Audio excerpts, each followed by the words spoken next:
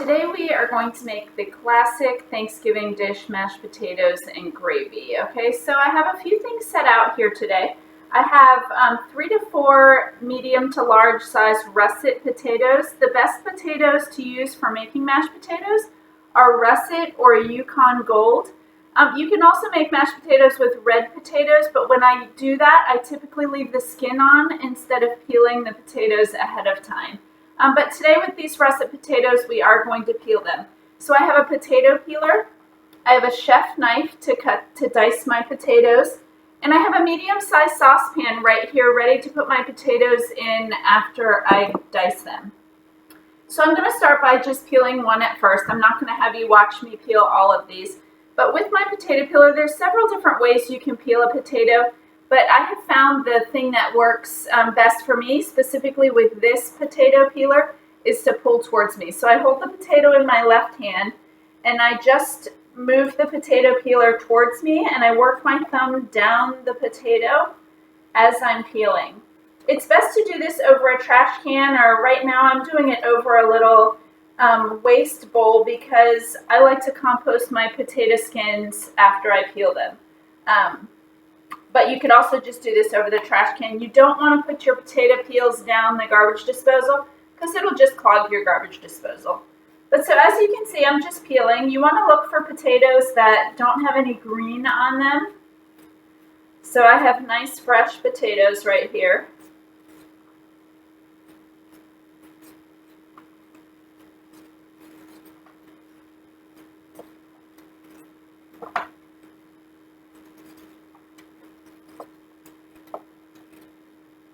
Okay, and I have that nice and peeled. I'm going to rinse it because usually what I do when I do mashed potatoes, I don't wash my potatoes ahead of time because I'm peeling off all of that skin. But you do get a little bit of dirt on your hands, so I'm just going to rinse my potato real quick.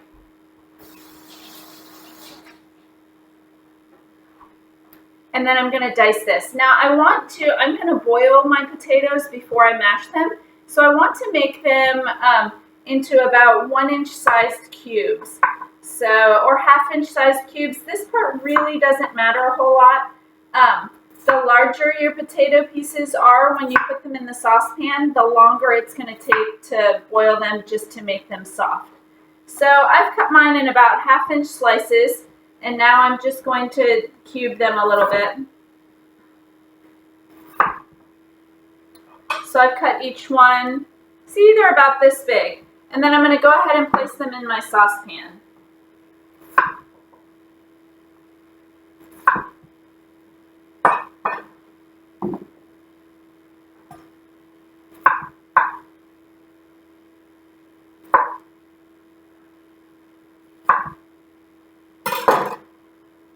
Okay, that's one potato done. I'm going to stop the video and do the other few, and then we'll come back for the next step. Alright guys, I'm back. I've diced all of my potatoes and I have them all right here in this saucepan. I've covered them with about 1 inch of water, so that means I've filled the water 1 inch higher than all of the potatoes, and now I'm ready to cook them. So I'm over here at the stove and I'm going to place them on the stove with the lid on top of them and turn the stove to high, okay?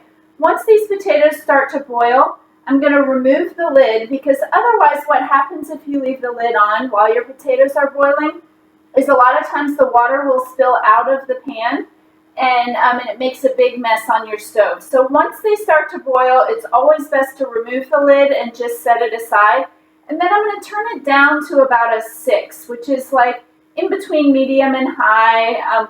A little higher than medium. I want them just to remain at like a gentle boil and not a full rolling boil where water is spitting out of the saucepan. I'm going to let them be at that gentle rolling boil for about 10 to 15 minutes until I know that the potatoes are soft. I'll come back and show you that step. Alright guys, I'm back. It took about 10 minutes for my potatoes to get soft and ready to mash, or to drain and mash. The way that I know they're ready is I take just a simple kitchen fork and I stick them in my pot, and if I can pierce the potatoes with my fork and they're very soft, I know they're ready. Okay, so I'm going to turn my timer off, and I'm now going to drain the water. In order to do that, I'm also turning the stove off. In order to do that, I'm going to put the lid back on the pot with just a little bit diagonal. I'm going to put my oven mitts on because this can get really hot, okay? And I'm going to come over to the sink, and I'm simply just going to drain the water out. You're not going to see the sink part. I'm tilting the pan away from me so the steam doesn't come into my face.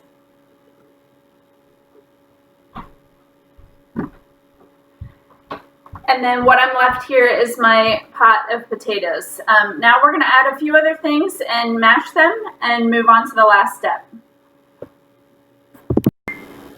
Okay, so I have my mise en place all set up right here of all of the things that I'm going to add into my mashed potatoes. I'm going to add 1 teaspoon of salt. And you want to do this while they're nice and hot. I'm going to add 1/4 teaspoon of just black pepper.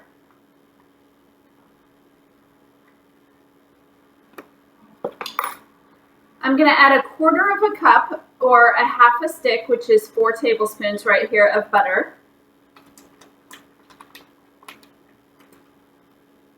And then I'm going to add 1/2 cup of milk. I already have that measured out right here. And this can be 2%, 1% whole. It really is whatever you have.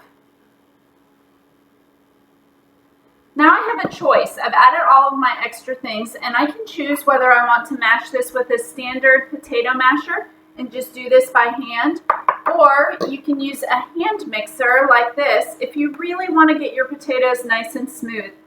You could also, if you have a KitchenAid stand mixer, dump your potatoes into your metal bowl and use your stand mixer.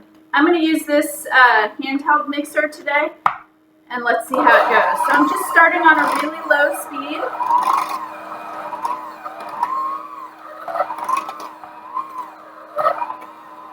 And I'm going to let the beaters here do all of the work of mashing the potatoes.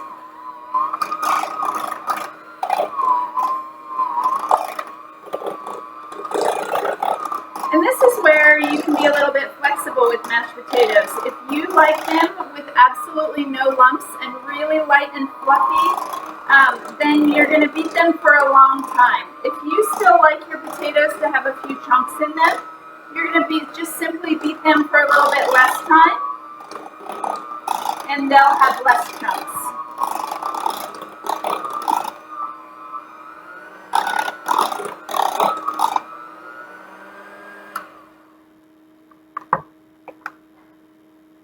There you are. Now we have nice fluffy mashed potatoes ready to serve.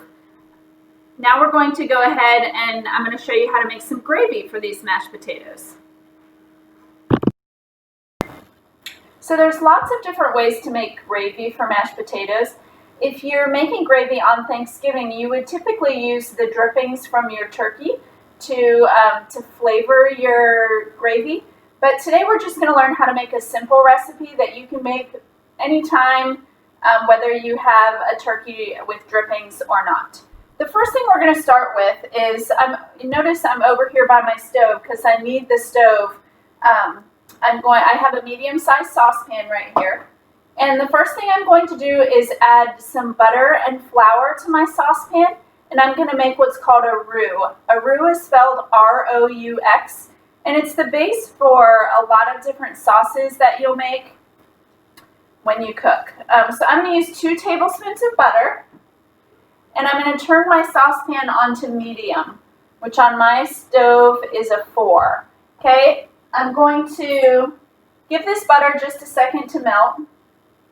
Notice I have a whisk out because I'm going to use that as I'm mixing the different ingredients. And I'm going to go ahead and measure out 2 tablespoons of flour. Because as soon as my butter melts, I'm going to get ready to add this in. When you're making a roux is typically equal parts butter and flour, and then you add a liquid to that butter and flour to make a sauce. Today our liquid that we're going to add is chicken stock. if you were making a cream sauce like macaroni and cheese, you would start with your butter and flour mixture, equal parts, and then you would add milk or cream to your roux, and that would give you the base of your cheese sauce for your mac and cheese. My butter is almost melted right here. So I'm going to add that 1 tablespoon of flour, and then I'm going to get 1 more tablespoon.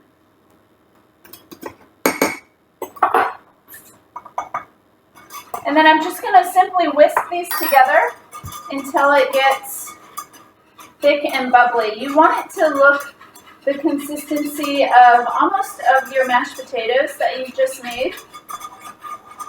You'll see, I'm going to show you guys in just a minute, but I'm just constantly whisking until this gets thick and a little bubbly.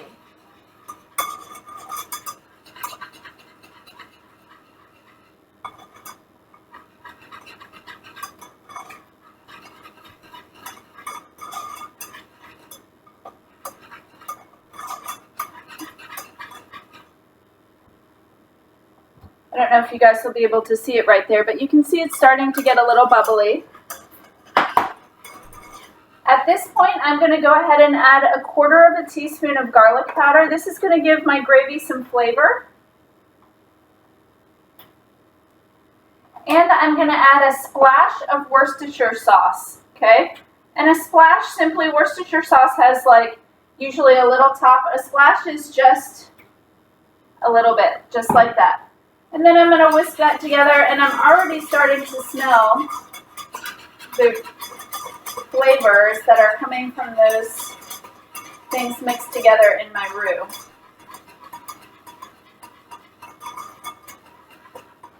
Okay, now it's really nice and bubbly. I'm going to measure out 1 cup of chicken stock.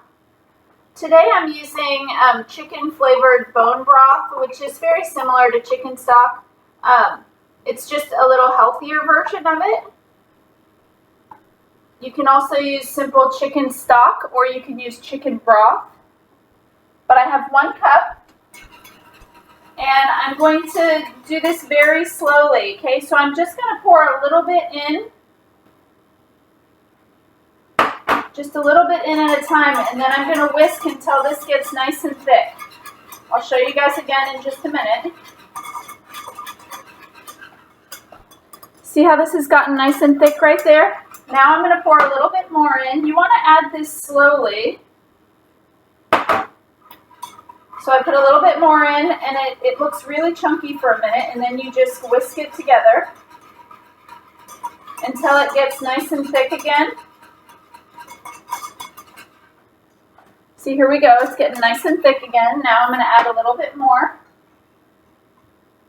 And I'm going to do this about 4 or 5 times in the process of making this gravy. Okay?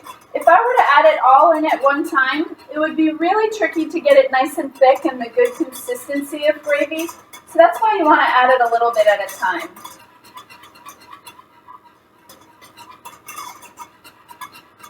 It's nice and thick again, so I'm going to add a little bit more. When you're making gravy, you always want to stand by the stove and just constantly stir the whole time. Otherwise, what will end up happening is your gravy will start to burn on the bottom of your pan, and you don't want that to happen. So you just stand here and constantly stir. If you don't have a whisk, you can use a wooden spoon or just a different large spoon, a metal spoon. I wouldn't suggest plastic for this one. We're getting there. Now I'm going to add my last little bit in and still just continue to stir.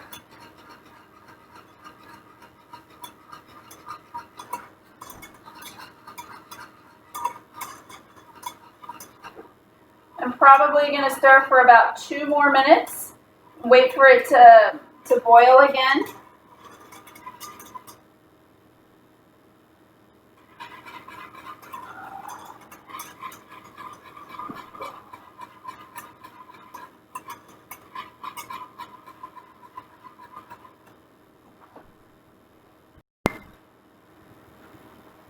All right, now I've got my gravy. It's boiling, if you can see that, I don't know. So I know it's done. Okay, I'm gonna turn my stove off. Take my whisk out, and I have a little bowl of mashed potatoes right here that are ready. I like to make a little well in the middle, and I'm gonna pour a little bit of gravy into that.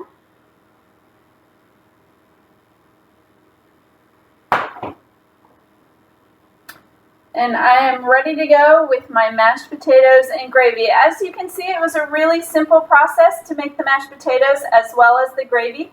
So I really encourage you guys, as Thanksgiving is coming up, to volunteer to make the mashed potatoes and gravy for your family, because you know how, and it would be a great practice for you to go ahead and practice it, and a great way for you to contribute to your family's meal.